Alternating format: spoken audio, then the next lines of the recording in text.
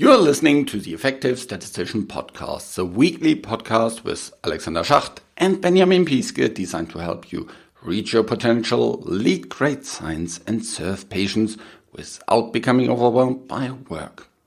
Today, I have a bonus episode for you. Short part of the episode that I recorded together with Jenn Fenwick on her podcast.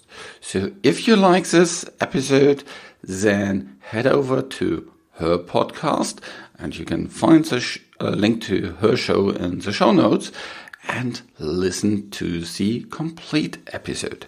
So have fun with this short clip with Jenn. Hi, and welcome to the Chats with Jenn podcast. I'm Jenn Fenwick, a leadership coach who's worked with thousands of people over the years to make bold career moves. I love nothing more than working with modern leaders to find that sweet spot between career and life. Yes, you can have both. I want this podcast to be a breath of fresh air, bringing insights and stories and hot tips to help you make confident career moves and to navigate growth and change. So sit back, relax, and enjoy.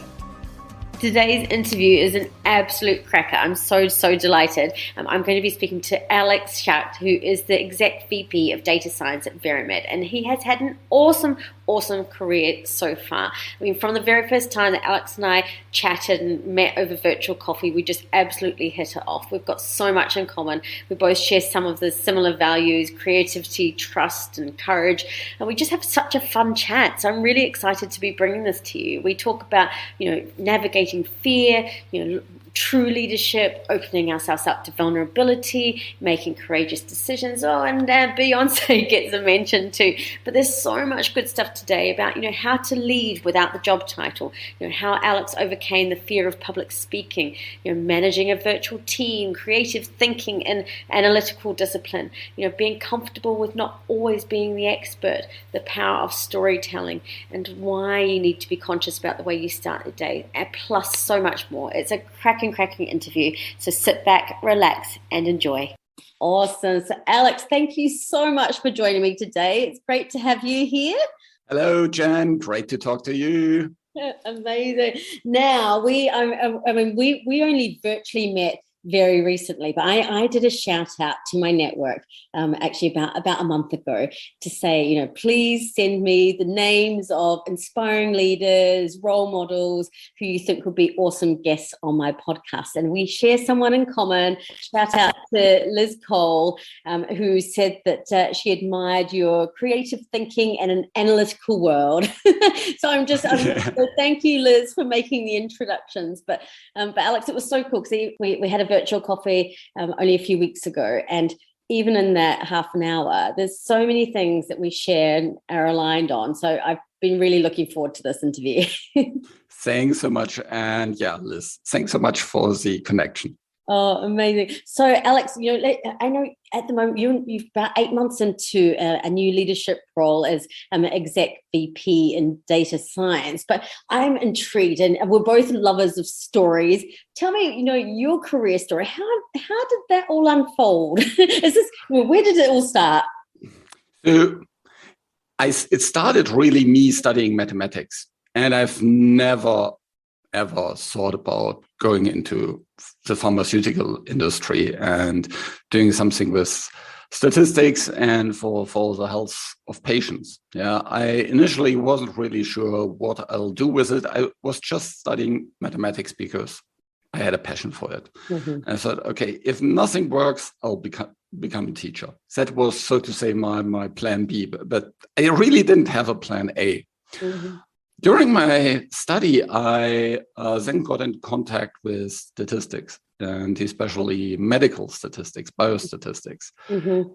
And at the time, data science wasn't really a thing. Yeah, so at the time we were talking about statistics and analytical skills and things like this. And over time, that became kind of a part of data science. Fast forward, I went into the pharmaceutical industry and never really thought about myself as a leader. I was more thinking about myself as a statistician that helps others to do the right things. Yeah, that it consults the team in terms of this. Only when I changed to my second position, I had this interesting discussion that I still remember. In my first review, there was this one section in the review form that was about achieving results through others, or something like, or successful delegation and things like this. And I thought, well, I don't have someone to delegate to. Yeah, I'm not a supervisor. So who should I delegate to? And my supervisor helped me understand that this wasn't necessarily about being a supervisor. Mm-hmm. It is about collaboration and influencing others to act on your ideas. Mm-hmm. Mm-hmm. And that was a kind of a start of the journey where I more and more thought of myself less as a consultant, yeah, where teams come to and I give advice and then they go away and they either implement it or don't implement it. Mm-hmm. Yeah, there's some kind of outsider. But I was more and more seeing myself as a team member, as an influencer. Mm-hmm. Yeah, influencer not in kind of the social media type of thing, but in terms of someone that wants to influence others for driving, going the right direction. Yeah. Mm-hmm. And making sure that, the things happen and not just informing or recommending things. Mm-hmm. A couple of years later, I then became also a supervisor. Mm-hmm. And at the time, I had my first 4 real direct reports were located across Europe. One in Madrid, one in Vienna, one in Paris, and one person was sitting in the office next to me. Mm-hmm. Mm-hmm. So I was always kind of used to working remotely in that way. Yeah. So for much longer than, the pandemic forced many of us to work in that space. Yeah. I never had the opportunity to look over the shoulder of my direct reports and see what they are doing. So I needed to directly kind of trust them. Mm-hmm. Mm-hmm. Yeah. There's no way you can kind of micromanage someone that sits, in another country. Yeah. Let alone micromanage 3 other persons that sit in other countries. Yeah. Unless maybe you're doing that all day. Exactly. But I didn't want to do that. Yeah. And so I was thinking, okay, I need to help them, but in a way that is based on trust. Yeah. Mm-hmm. And at the time, I was then kind of thinking, okay, I really need to learn more about leadership, about supervising people. And I was commuting still to the office quite a lot. And the commuting time was my time where I thought, okay, this is the time where I can actually, learn something. Because we also had our first son at the time. And so at home, you can imagine. Exactly. You have lots of other duties. Exactly. Yeah. And there I found a couple of really, really great podcasts to help me become a better leader. And since then, I've really became passionate about this topic more and more. And since a couple of years, I'm now also have my own leadership program, actually, through which I help others become better leaders. I love it. And especially kind of in the sense of leading without a title. Yeah. So even if you don't have direct reports, how can you lead? How can you lead cross-functionally? How can you lead in a team where there is, not a supervisor and many team members, but it's this typical cross-functional team where you have people, maybe someone from marketing, someone from sales, someone from production, someone from all kind of different areas, And they come with very, very different experiences and expertise, and they don't report into the same person. Yeah. So how can you act in these teams and take these teams with you? Because that is especially kind of the area where my listeners from my podcast actually do come from. So that's in a nutshell my career and how I came into being interested about leadership. Well, I love it. Hit on a really important point is I think people are almost obsessed with, when they think about leaders, it is people managers. But actually, I think we discussed this before, that actually, when you look even to children, and I think about the first time I took on the role of a leader was actually, as a sports captain, in the netball court, even as a teenager, so I was demonstrating leadership as, at school, so leadership, it is about inspiring people and, empowering, enabling and getting them built behind an idea and taking action. It isn't just about managing people. And I think you hit on, a really key point is, we get everyday leadership. Exactly. And these kind of activities like sports or community or church or these kind of things where people come because they want to come and they buy into some kind of common goal, that's where you can really learn about leadership. Because you can't just stay back and say, I'm the boss here, so you do what I say. You need to convince people. You need to take them with you. And that is, in a way, of course, harder, but it's also much more productive and much more efficient. Absolutely. Because one of the things that I really learned also, actually, interestingly, when I was doing my military service, it's not so much about telling people what to do, but why. It's an interesting concept. Interestingly, if you look into this concept of leading by goals and leading in that way, it doesn't come from the business world. It actually comes from the military space. And one of the areas where especially also came from is the German forces. And so it's much more important to speak about what to achieve, why to achieve it, than what to do. Because you can, you tell person do X, then Y, then Z, and they start with X and then they run into a roadblock. Something doesn't work as planned. Yeah. If you haven't told them what to do, they don't know. If you haven't told them what to achieve, they don't know what to do next. They can't find kind of, a different route, a different task, some kind of things to move around. Yeah, they're stuck. Whereas if you can say to them, go there, achieve this, then they can find their own ways. And especially when you work in situations where your team members have complementary skills that you don't have, it's even more important. I have some amazing programmers in my team. I don't tell them, how to code things. I'm a terrible programmer.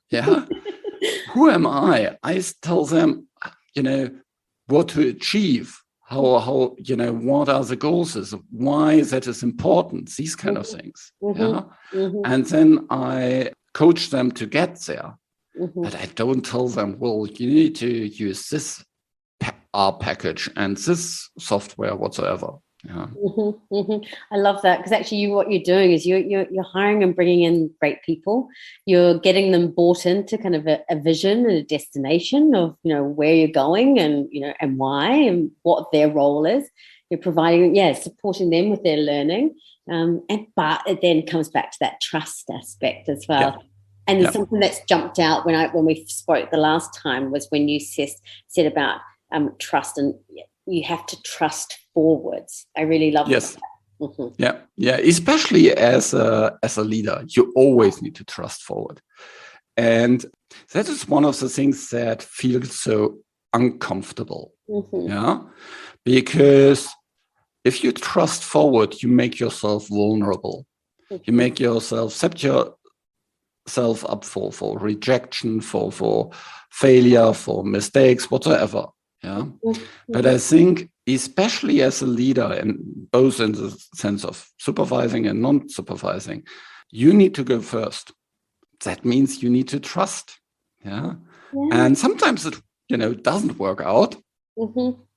But that's it. Yeah, you still need to go first. Yeah, it's funny because I do think back to my first leadership role of managing a team, and actually that was something I found quite difficult. And it's not because of the individuals, that trust piece. I was managing a virtual team. It wasn't because of those individuals, because they were awesome people. It was really my own confidence, and actually, I was really finding my feet, and it was the trust and who I was as a leader. And sometimes you're so caught up in that internal piece, that leading yourself, that it can then filter externally, and that lack of trust, Oh, yeah. That is this feeling of fear of failure and fear of not showing up well, or fear of, am I enough? All Judgment, these kind of different things. Yeah, absolutely. Yeah. And I think this is something that we all forget, is actually, as humans, regardless of level, seniority, when we're going through growth and, expanding in our roles and taking things to the next level, we all share these things. Yes. And unfortunately, they never really go away. Yeah. So I think it's, sometimes I say, you need to get comfortable feeling uncomfortable if you want to grow. Absolutely. And especially as a leader, if you want to do something new, if you want to change something, if you want to push things forward, you constantly feel uncomfortable. Yeah. But people fight it, people think, yes, they think, because I feel uncomfortable, maybe there's something wrong. But, I think I get to do this, and you also, as a podcast host and leader, when we have honest conversations, we realize that we're all feeling these things. We just don't talk as openly about it, So. Yes, there's one story that I very often tell about it, is that everybody, or nearly everybody, has these kind of problems. Even when someone like Beyonce goes on stage, she fears rejection. And you can think, wait a moment, Beyonce is, this supermodel, superstar, singer, sold millions of records, whatsoever. That person, that woman, yes, even these people fear that. Yeah. And so it's completely normal to feel this. I think what is more important is what we tell to ourselves about it. Yeah. I'm like, many people, I was afraid of speaking in public. And some people can't believe it. If you have published 200 episodes, you've frequently been on stage. But I was there, like everybody. And I know that very often people fear speaking in public more than death, actually. Yeah. But over time, I learned to tell myself a different story when I go on stage. So just before I go on stage in a big auditorium, and I see the room is full of people, and there's maybe hundreds of people at a conference. And I know my blood pressure goes up. My eyesight, a little bit more focused, and maybe even my I hear things more differently. You see, everybody has these symptoms. And now you can talk to yourself and say, I'll fail. I'm bad at presenting. Or you can talk to yourself this is your body making you prepared for top performance. You'll go out there and you'll rock the stage. I love it. Yeah. And you have done it before, and, you'll perform, and you'll, get your message across to the audience because they need to listen about it. Yeah, absolutely. Mm-hmm. And this very, very different story that you tell to yourself is so, so powerful. Oh, I love it. And again, this is something that we spoke about last time, and I was just like, we're both such believers in the power of storytelling, not just the story that we tell others, but the stories we tell ourselves. And it's funny, when you were talking about talk public speaking, I could, even just imagining it, my heart started to already race. Yes. Isn't it just, and we're all like that, but as you have, I've had to try and tell myself the story, and my story is actually, you have the power to help someone today, by starting the podcast, or by, putting myself out there. Even if I just have just one person out there, it benefits from the story I'm telling, or from seeing me be more visible, then that's enough to push me through the fear, because that drive to help others is something that, that vision is more powerful than my fear. Yes, absolutely. I think that is so important, to have this vision of helping others. Just reading this book, The Happiness Advantage, and it also speaks about having this kind of purpose helps you to become happier, and that helps you to deliver better. Yeah. So it's having this kind of service mentality in terms of you want to do something for the greater good. Having this kind of purpose is such a big motivator. Also, Dan Pink talks about it. Yeah. And so that is also something that is so important as a leader. You need to provide this kind of purpose, or you need to make sure that everybody understands it. You need to remember about it. You need to kind of repeat it. It's so often lost in our day-to-day work, isn't it? You go to work and you dread it because there's this meeting and this phone call and all these kind of nasty emails. But it's about the mindset, how you go into it. Yeah. Do you go into the meeting and you think, in this meeting, I can really push this topic forward, or I can really help the colleagues. I can, make my overall organization better to deliver on its purpose. Yeah, absolutely. That is so important. It's so important. And I think because we now are, more than ever, busier than ever, I'm so many organizations and leaders I'm speaking to say that meetings, virtual meetings are heavier and back to back more than ever before. But I feel like people don't have these conscious thoughts before going into meetings, like actually what do I want to get out of today? What impact do I want to make? What is the outcome I'm looking to, all these things. They don't have the time because they're just jumping from one to the other, to the other, to the other. It's so reactive. Oh yeah, that is really the worst thing that you can be in, this kind of reactive mode. Because reactive is everything, but not leadership.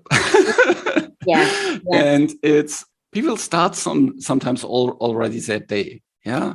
Open their laptop, go into the emails, and then, the first meeting comes up and they're already kind of in a hurry. And then everybody is busy. I start my day differently. One of my, I would say, virtual mentors is Michael Hyatt. And so lots of things that I will talk now about is credit to him. I was at the same point. Yeah, I was having lots of meetings. I had, I think at a time, 75 meetings per week on average, on top of all the emails and all the other stuff. So I was completely overwhelmed and only in this reactive mode. And I was really struggling with that. I was I felt unproductive. I felt unfulfilled. I felt really bad about work, frustrated. Now I learned a couple of things that really changed a lot. The first is, and that's my biggest productivity tip that I always have, is having clear goals.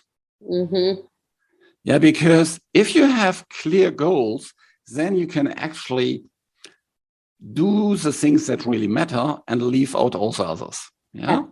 So how do you determine whether you need to go to this meeting, whether you need to respond to this email, whether you need to do whatever? Yeah. It's only based on your goals. Do these things help you to achieve them or not? Yeah. And if they're not helping you to achieve them, or if you don't even know why is that the purpose of this meeting, well, decline it. Yeah. Say, sorry, I don't see how I can help here. That's it. Yeah, it's funny. People don't realize how much power they have to make changes like this to the way things are.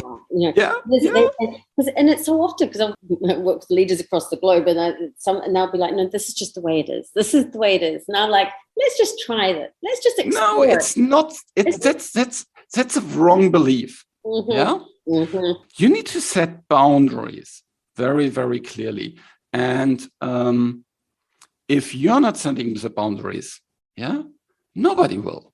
I worked in this American company, so I had lots of calls with the US, and I had this clear boundary. If you want to have a meeting after 6 p.m. my time, you need to be at least at the time it was VP level. Yeah.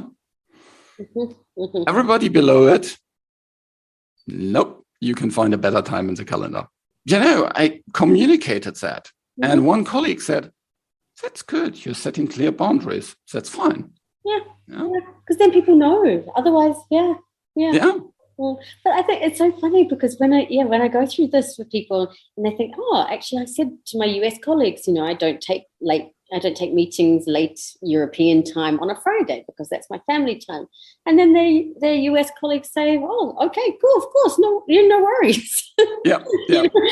But actually, so often people are much more reasonable than we think, or actually, and how we can also, our behavior and our boundaries can then inspire, empower, and enable others. Exactly. And that goes in both directions. Yeah. If you as a leader, you don't have boundaries. Yeah.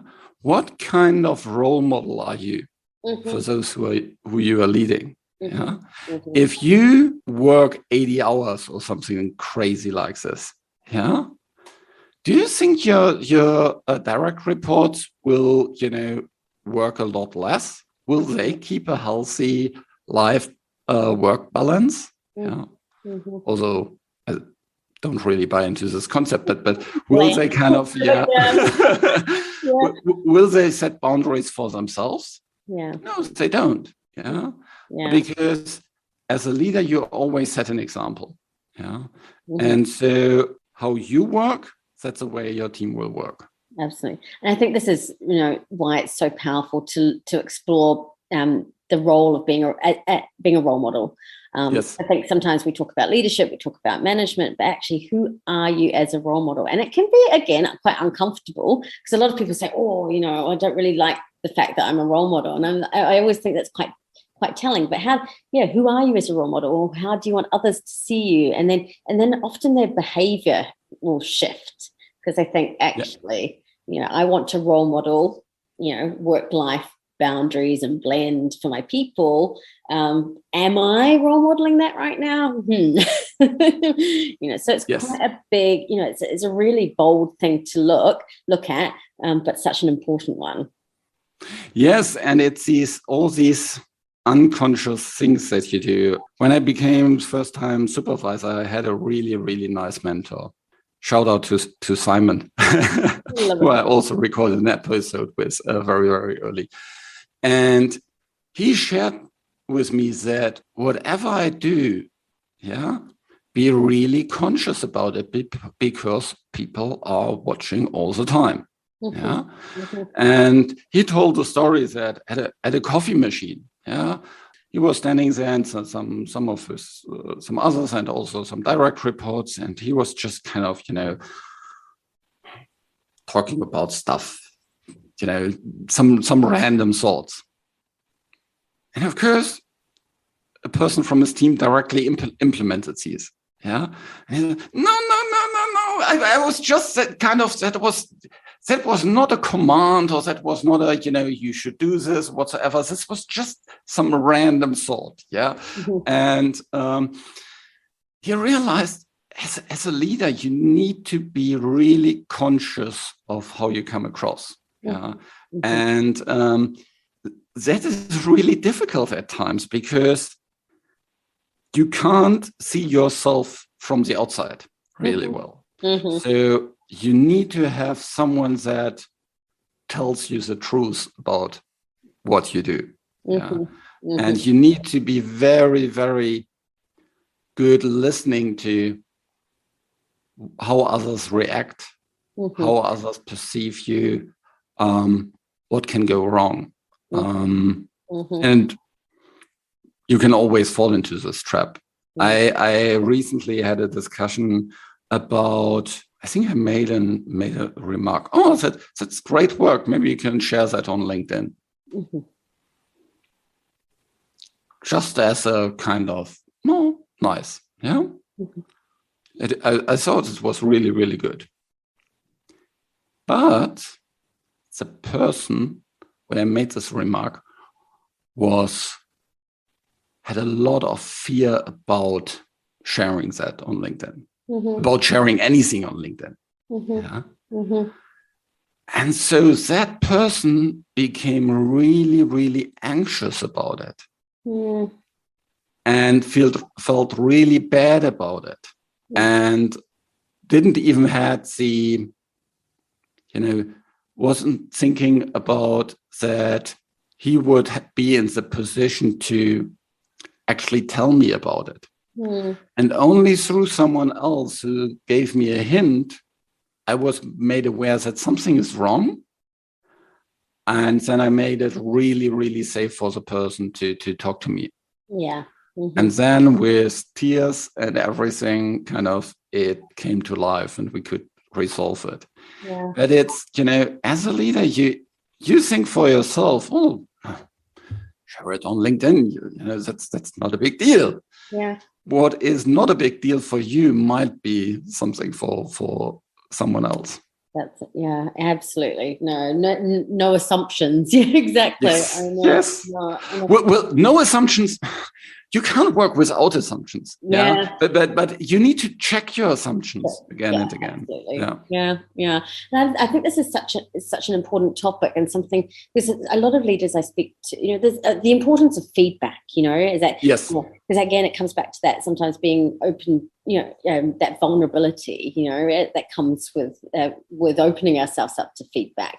But how important it is, to evolve as a leader, but also to make sure that you're supporting your people. I mean, and this comes up in conversation all the time. What would you say to a leader out there who would benefit from getting feedback, but is maybe feeling, not feeling as confident to go and ask people for feedback? Well, how would you approach that? I think if you want to stay where you are, be exactly the person that you are now, and you want to stay there for your whole career and run into the same problems again and again and again and again, you don't need feedback. If you want to improve, if you want to learn why certain things are not working, why certain behaviors, certain tools that you're applying are not working, it doesn't work without feedback. Yeah. It's just it's the only way you can learn. Of course you can learn through reading, all these kind of things, and reflection and things like this, but only through feedback you see something, you see really what's happening. You can see this outside perspective. You are made aware of your blind spots and things like this, and what others see that you don't see. And honestly, most of the things, we don't see ourselves. So feedback is really, really important. Asking questions, staying humble is such a big thing. If you stop staying humble, I think you stop developing. Yeah, absolutely. Yeah. And actually, do you know what? I think asking for feedback, it helps us be better, to push the boundaries. It can help us, get to our goals faster. But also, I work, my sweet spot is working with leaders and as they transition into new leadership roles, And so often, I'll say, have you asked for feedback on, how are you getting on? How are others seeing you? And, yes. and that can be quite uncomfortable, especially when you're new to an organization or newly promoted. But it's so interesting that when people do put themselves out there, how often it gives them a confidence boost, because actually, they're so focused on what they haven't done or they haven't learned or what could go wrong, what people might not like, that actually they get a lot of this, positivity with maybe some development areas, and actually it comes back with a boost in motivation. Yes, feedback is not only about the critiques. Yeah, feedback is also so many positive things. Yeah. Especially as a supervisor, I learned when you give feedback 10 times, 9 times it should be supportive feedback, only once constructive feedback. And so having this mindset, and then also asking for feedback constantly is so important. Otherwise, you end up in a situation where you get a surprise at your, half-year review or something like this. And that's the worst thing ever that can happen. You think you're doing great, or the other way around. Also, you think you'll be probably fired within the next 3 months. And you're already searching for new jobs, whereas your supervisor thinks, well, he's up for promotion. All kind of different things can happen just because you haven't kind of checked your assumptions. Absolutely. Like you just talked about. I know. And actually, how many people, I think also with virtual working, so many people are in their own heads. When you're working from home, you're not interacting with colleagues, you're not having those opportunities to just bounce off each other. So sometimes it is, again, that story that we're telling ourselves. We have to be so clear that it's a more positive one, because actually I spoke to someone last week who had their review from last year and was just so emotional because it was so positive. But in her head, she was like, oh, I could have done more. This is what I didn't do. And she just had that negative. And she just, and actually. Yeah, absolutely. Yeah, be careful what you talk. Yeah. Beware who's listening. On your LinkedIn, I was noticing, I love that you kind of got this mantra that's up on there, and it's that fear is a reaction, courage is a decision. And I love that. I would just love to explore that. Where did that kind of come from, or how's that been useful for you?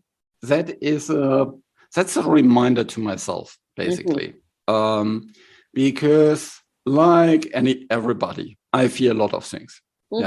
I fear rejection. I fear failure. I fear looking stupid. All kind of different things. And that's normal. That's a usual reaction you have to all kind of things. Courage is when you act despite the fear, and it puts you into a proactive role. Into a role where you can control things. When you just are in the fear mode, you're in this victim mode. The world has done this to me. My supervisor has done this to me. My colleague has done this to me. And I am the victim and I can't do anything about it. And everything is so bad. And really, I can't work here. And it's this, how Martin Seligman calls it, learned helplessness. And that's where I want to get out. I want to be on the other side of it. I want to acknowledge the fear, but then still act. Acknowledge that maybe if I'm, giving this presentation, it will be controversial maybe, but I'll do it anyway. Yeah. Or maybe if I'm calling this a new customer, maybe they will say no. Maybe they will be, in a bad mood or whatsoever. I'll do it anyway. Yeah. And that is where, puts me into this proactive mode. That's so important, because I think we'll all have been there where we are in this victim mindset. And nothing good comes from that. No, and it's so funny because it really resonated with me, because as well, for me, my kind of mantra is back yourself, because again, when I fall into that fear zone, or, I question, can I do this? I just have that. I say to myself, back yourself. What is the courageous decision right now? If you were feeling confident right now, what would you do? And then I do that thing. Yeah. And it's scary, but nothing bad has come from that. Actually, I've made really awesome decisions, and it's been massive learning growth, but nothing that, operation from a place of fear. Nothing looks. And usually we overstate things. Yeah, exactly. Yeah. So really, so what is the worst thing that can happen? The other person could say no. The meeting could be over in 5 minutes. Will I care about it in 3 hours, in 3 days, in 3 months? Probably not. So let's go for it. Yeah. And the other thing is, how probable are these things? Yeah. Will this whole auditorium stand up and shout, "Go away, you're stupid"? Never seen that. So it's highly unlikely. I know, but it feels, isn't it incredible how, how it can feel so real? But I have this as well. I've always been that person who, well, for the most part, what's the worst that could happen, making those decisions. But when I had cancer and I went through all that kind of that curveball and the treatment, when I came out the other side, I very much was in that fear zone, because actually the worst thing had happened. And so then my mind was like, oh, don't do the thing, because, something bad, that catastrophizing, and actually, but it felt so uncomfortable, it felt awful. So it just took a lot of time and effort, and that conscious effort to kind of get back into that, leaning into courage, and I think it's something that it's a muscle to flex, but again, it just can sometimes take time. But these kind of really bad experience, like having cancer, isn't that something that actually puts you into a mood or into a stage where you can actually be more brave because you have faced it? Yeah. Well, do you know, it is almost, I had in 2 parts. What's the worst, why not? I've got the second chance, go after things. But it was that kind of internal conflict and conversation that we have with ourselves of, well, here's the worst thing. I think that voice wasn't very loud prior to having cancer, but it just got a little bit louder, So, and again, I think we're always going to have that voice. We're always going to have that, But it's always there. Just this morning, I was kind of walking back from the city and was telling myself all kind of, bad stories, what will happen at work. And I realized, don't tell yourself these stories. Yeah. Wait a minute. That is, you just sent yourself down this doom spiral. Yeah. Get out of it. Yeah. But this kind of meta thinking, thinking about your thoughts is something that I only learned very, very recently, I need to admit. So it's, if you don't have that, don't feel bad about yourself.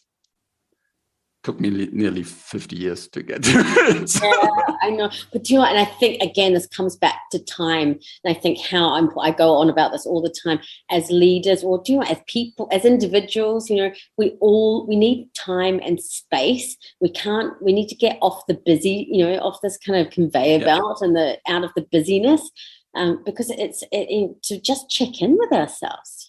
How are we doing? What stories are we telling? How are we feeling? And how important it is to focus on doing the things that make us feel good. Keep our bodies healthy, but also our minds. Exercising is so important for me to keep me healthy. If I'm not running every couple of days, I feel really, really bad, both physically and much more even mentally. And give yourself a treat. That is it's so important. And afterwards, you can be so much more energized and faster. This is really nice analog to the Formula One race cars. They take a break to go faster. Absolutely. So that is, they consciously take a break to go faster. And everybody should do this. You need to take a break to go faster, to be more effective. There's so much research about, working long hours doesn't work, doesn't help. It's much more important that the time you do the work, you do it effectively. Absolutely. That's one of the, I've recorded many podcast episodes about it. If you do things consciously, if you make the most out of a meeting, if you have a one-to-one with your direct report, and you really go into it, and you not just kind of see it as, I need to tick that off, and here's the form I need to fill in, and I need to have this one-to-one, because you need to have one-to-ones as a supervisor. But if you really go in there and be there for your direct report, completely listen there, not having, your phone buzzing or, reading emails or things like this, but really having your direct report in a virtual meeting, full screen, completely focused there, just having your notes where you write, with pen and paper, maybe you can enjoy that. And then you can move the needle in this time when you're with your one-to-run, really. And that is so much more effective than hurrying from one meeting to the next and being busy. That doesn't move you forward. I love that. Gosh, so much, so many wonderful things. I know we could keep talking for so long. Yes, I see. But we've talked about, the power of storytelling, creativity, trust, courage, conscious leading, how to use our time. And I love that, take a break to go faster. Oh, so much great stuff. But thank you so much for joining me today. I really appreciate it. Thanks so much, Jen. I really enjoyed it myself. As always, don't be a stranger. I would love to hear from you. So wherever you are in the world, drop me a message, send me an email, come find me on LinkedIn, send me a message. I really enjoy hearing what's jumped out to people, what are the key takeaways from these podcast episodes, or even just to say hello and say that you listened, and that would be awesome. And I will catch up with you soon. Bye. So if you like that, head over to Jen's podcast to listen to the complete episode.